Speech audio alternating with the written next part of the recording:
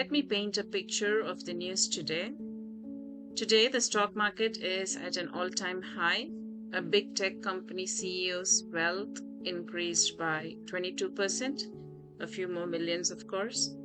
Countries' top dignitaries and power bearers participated and shared drinks over caviar and fine wine. Crypto gazillionaires are adding a super yacht to their portfolio.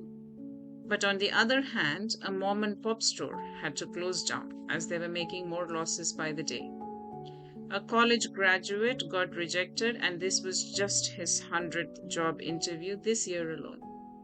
A restaurant had to let go of many of their staff as they could not bear the overhead costs. And a single mom had to miss her child's recital at school as she had to juggle between two part-time jobs and a sick parent. Have you ever wondered how the markets are celebrating while people around us are struggling to keep up with rent, groceries, or medical bills? How the economy feels tight, but the stock market is booming. That's not a coincidence, that is the disconnect. Headlines celebrate record highs, investors cheer, CEOs cash in on their bonuses, and yet most people are trying to just keep up with grocery bills, rent, and rising costs. It feels like the market and the economy, the real economy, have gone through a messy divorce. They used to move together, but now they barely recognize each other. I'm not trying to take a socialistic or an anti capitalistic view in this podcast. I just feel like this has to be said.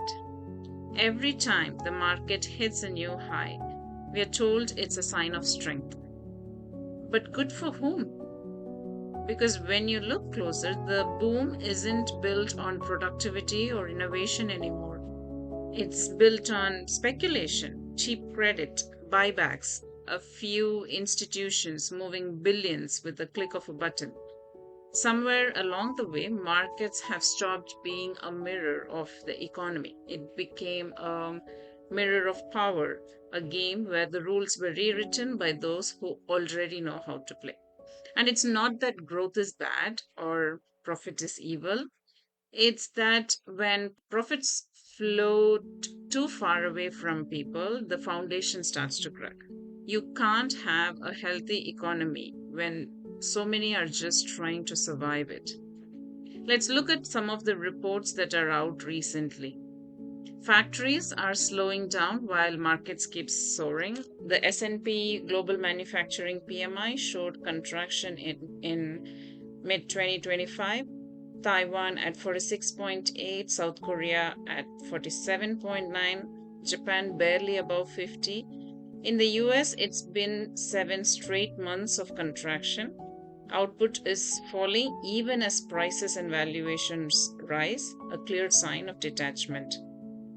Home ownership, once stability, now a dream. Nearly 75% of US households can afford a median priced home, say around $460,000. In India, housing costs have outpaced income by 30% in just 5 years.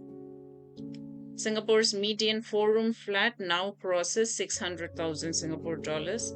So whether it's Mumbai, Manila, or Massachusetts, owning a home feels like a luxury item. Debt has quietly ballooned. Global household debt has crossed $59 trillion. Families aren't borrowing to grow wealth, they're borrowing to stay afloat. In South Korea, household debt exceeds 105% of GDP. China's has doubled in a decade. Public safety nets are shrinking. OECD countries now spend an average of 21% of their GDP on social support, down from pandemic levels. Developing nations spend even less. Meanwhile, the top 100 corporations received over $1 trillion in subsidies in 2024 alone. Governments are funding markets more than people, widening the gap even further. Across continents, you see the same pattern. Production slows, prices rise, homes drift out of reach, debt balloons, and public systems shrink. But markets keep marching on. It's not just about who wins, it's about who's being quietly left behind. What worries me isn't just the numbers, it's the narrative. Behind every statistic about inflation or layoffs or rising asset prices, there's a story about someone being left out. The woman juggling two jobs who's told to just invest early. The neurodiverse mind that learns differently but never gets a fair shot at financial education. The teenager stepping into adulthood confused by a system built to exclude. When we leave out women, neurodiverse thinkers, and future generations from money conversations, we're not just being unfair, we're being short sighted. Because these are the very voices that can change the way we think about wealth for the better, if only we let them in. But the truth is, the system wasn't designed to serve everyone equally. What we're seeing today is the weight of centuries of wealth and influence, and most of us are just trying to make our way through it.